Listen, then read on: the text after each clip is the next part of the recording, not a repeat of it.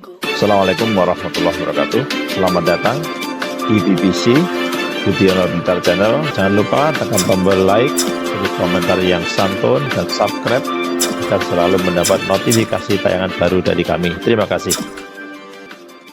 Sebenarnya kuat mana? Karakter dengan akhlak itu kuat mana? Ini ulama masih beda pendapat. Nah, beda pendapat. Ada yang mengatakan bahwa karakter itu lebih kuat daripada pendidikan, daripada taklim. Kenapa? Karena berdasarkan berdasarkan wa musalladzi rabbau jibrilu kafir, wa musalladzi rabbau fir'aunu mursal. Nabi Musa yang di situ dididik oleh Fir'aun yang semestinya ditarik untuk menjadi Fir'aun kedua, ittaqadali ibnan, dijadikan anak, tapi malah justru menjadi utusan. Wa Musa alladzi rabbahu Jibrilu kafir. Musa Samiri yang dididik oleh malaikat Jibril karena anak zina yang dibuang di atas gunung. Mestinya harus jadi orang baik, tapi malah justru menjadi kafir. Kenapa? Karakternya beda. Nah, akhlaknya beda. Nabi Musa keturunannya orang saleh, orang bagus, sedangkan Musa Samiri orang zina. Gak sama. Kemudian kalau dilihat, satu versi mengatakan menang pendidikan. Kenapa kok menang pendidikan? Karena melihat ayat, melihat dabunya Allah, dabunya Rasulullah, kullu mauludin yuladu alal fitrah fa abawahu yudhawidanihi wa yunashiranihi wa yumajjisanihi. Mau nikah berarti orang-orang ini lahir dalam keadaan fitrah, bisa dicetak menjadi Yahudi, Nasrani, Majusi, terserah pendidik. Nah, terserah pendidikan. Mau kelihatan ini pendidikan lebih menang. Makanya pernah Ronggo Warsito niku berdebat dengan raja, mana di antara pendidikan dengan karakter lebih menang. Kata raja tetap pendidikan. Akhirnya mencoba mendidik ketang. Ketangku ketek. Ketek. Lah ketang ini didik sampai bisa sepedaan. Nah, yang biasanya ambil jenengan noneng, bisa abu-tabuan, bisa nyetir motor, bisa memberi hidangan, beri orang beri tamu langsung ngalah hidangan sampai lagi tamu. Iso dengan dididik. Wah, katanya raja, loh betul, pendidikan bisa mengalahkan karakter. Dua, didik koceng. Koceng itu dididik, dilatih juga seperti itu, sama dengan ketang. Sampai kalau ada raja, kalau ada tamu langsung tanpa dikomando bawa rampatan. Karena dengan tarbiyah itu menjadi akhlak. Katanya raja, oh betul, pendidikan bisa merubah akhlaknya seseorang, bisa merubah karakter seseorang. Kata Ronggo Warsito, dulu semuanya harus ada latihan. Nah, ada ujian, maka ada imtihan terlebih dahulu. Lalu Ronggo Warsito sowan raja, ngebo tikus bareng patoh kenek, krekil. Sowan dek raja, bawa tikus, beda kucing bawa rampatan, plek. Kurang semeter tikus selepas lagi, plek. Apa terjadinya? Semua rampatan dibuang, tinggal ngejar tikus. Pendidikan bertahun-tahun habis karena tikus. Nah, terus ketika ketang membawa rapatan, kurang 2 meter, langsung lemparin patoh. Prek, apa yang terjadi? Semua rampatan dibuang, tinggal menangkap patoh. Kenapa? Karakternya kucing membodoh tikus mesti nyareh. Karakternya ketang lempar mesti nangkap. Loh, kalah. Akhirnya ulama masih bingung, ini menang mana antara pendidikan dengan karakter. Insya Allah kalau masih di atas 50%, ini masih bisa dibangun. Tapi kalau sudah di bawah 50%, ya sulit untuk dibangun. Makanya mau beda santreh, monduk abid, ternyata di bungkum malah jadi bajingan, malah jadi orang rosak. Jok salaki pesantren, nah, mungkin keturunannya Musa Samiri. Dan ini kan Musa Samiri didik malaikat Jibril, pakun tak bisa. Nah ini, jadi jok salah di pusat wong, ternyata mondok kan dia pakun goblok. Dan macam keturunannya Musa Samiri, iya ajarin bagaimanapun ya sulit. Wong datang di pondok ya cungak nyecok. Nah, Di pondok yang ngecoan, preman yang panggang ngecoan. Ini bukan karena salahnya pesantren.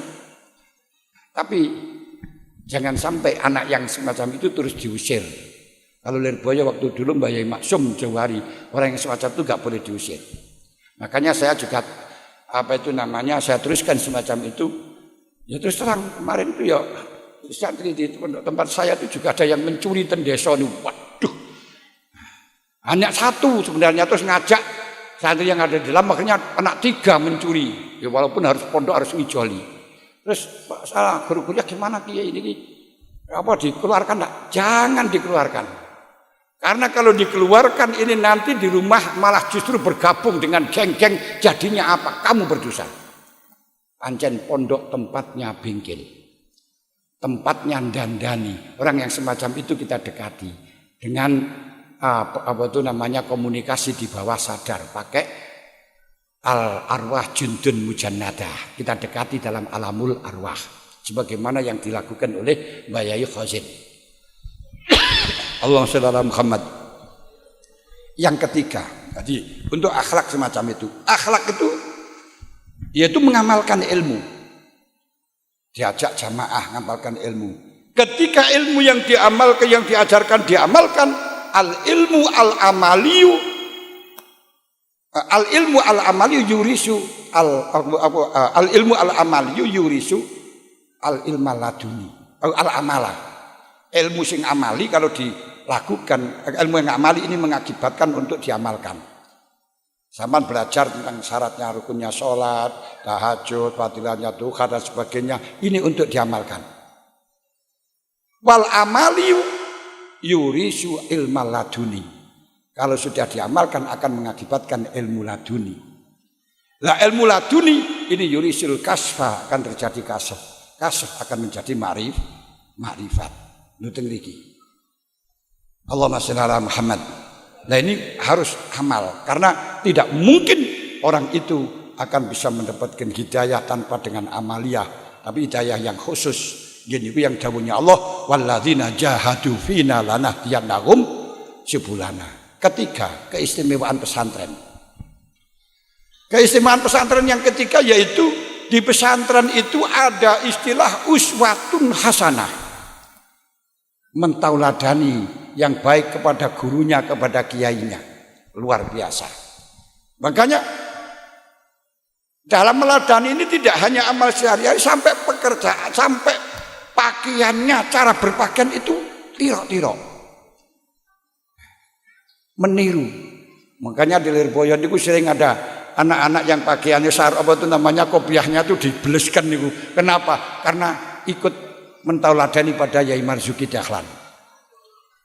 Nah, kalau semacam itu sudah sampai bisa melihat. Maaf, bukan saya membandingkan. Sampai lihat dimanapun pertemuan, kiai-kiai pun pertemuan antara alumni Ploso dengan alumni Lirboyo bisa dilihat. Nah, alumni Ploso dengan alumni Lirboyo bisa dilihat. Dilihat apa? Kopiahnya, kocahnya. Kalau alumni Lirboyo niku bundu-bundu. Nah, seperti apa itu nama teman-teman sini bundu di sini masih Lirboyoan. Kalau Ploso lincip-lincip. Loh, apakah ini pernah diajarkan di pesantren? Tidak. Apakah ada anjuran? Tidak. Tapi karena kiai ini dan poso niku kopiahnya lincip, semuanya pakai kopiah lincip, ikut kiainya. Inilah yang dimaksud dengan tauladanan kiai. Nah, kalau Lirboyo karena kiainya itu kopiahnya enggak lincip, semuanya juga enggak.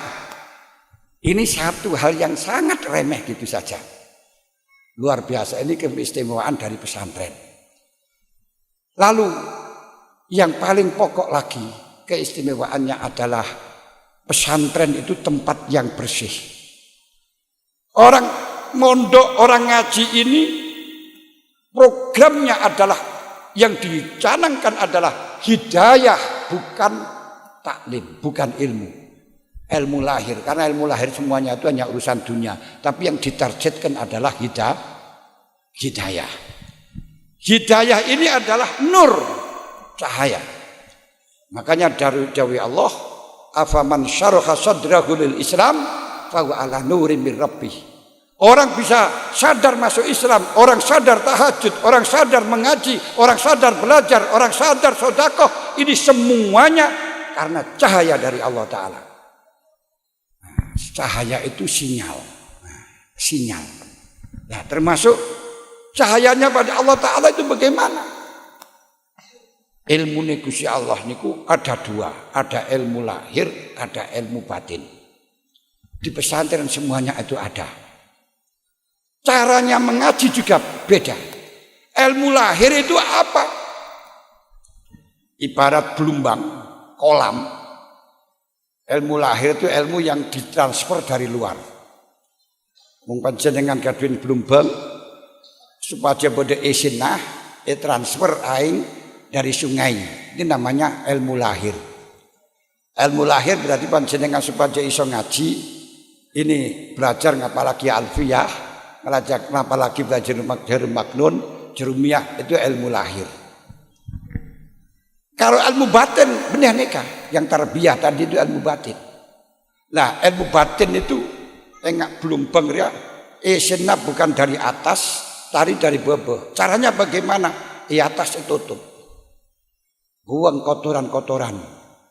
Sen nyumpetin sumber kotoran-kotoran egali terus itu kali-kali sampai ke dalam, sampai masuk di sumber.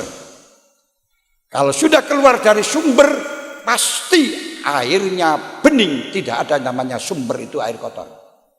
Kalau dari luar, ini masih melihat siapa yang memasuki dan siap dari mana jalannya. Disinilah perlunya kita mengkaji. Pesantren melihat dari sanatnya, kiainya dari mana, ngajinya dari mana. Kalau tidak, khawatir nanti dari luar ini masuk, akhirnya menjadi keruh. Kalau sudah keruh, tidak bisa membedakan antara cukok bareng kata. Makanya sekarang banyak orang yang ngaji, ngalim hafal Quran, tapi tidak bisa membedakan antara kata dengan cukok. Sing bid'ah cepon sunnah, si sunnah cepon bid'ah. Kenapa? Keruh. Nah, apa yang mengakibatkan keruh? Wah, ini banyak. Itu buin, itu isa berlemak. Tapi kita tak iso nyebut lagi bunyakan kurang leman. Wes. Nah, para kiai-kiainya di pesantren ini enggak sama dengan kiai yang dari luar. Kalau dari luar itu bisa mentransfer. Ini ilmunya dari dalam. Karena dari dalam makanya menghilangkan kotoran, tawaduan dan sebagainya, akhirnya mengalir air yang kemudian orang akan menimba air di situ.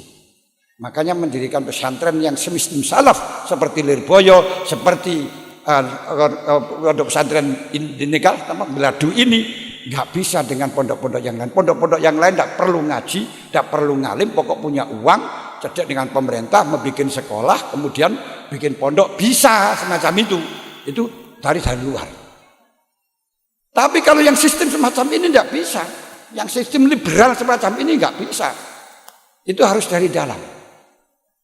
Nah, dari dalam menghilangkan kotoran-kotoran, akhlak-akhlak mazmumah sampai tembus pada sumber. Kalau sudah sampai pada sumber, sumber tidak akan bisa dikotori dengan apapun.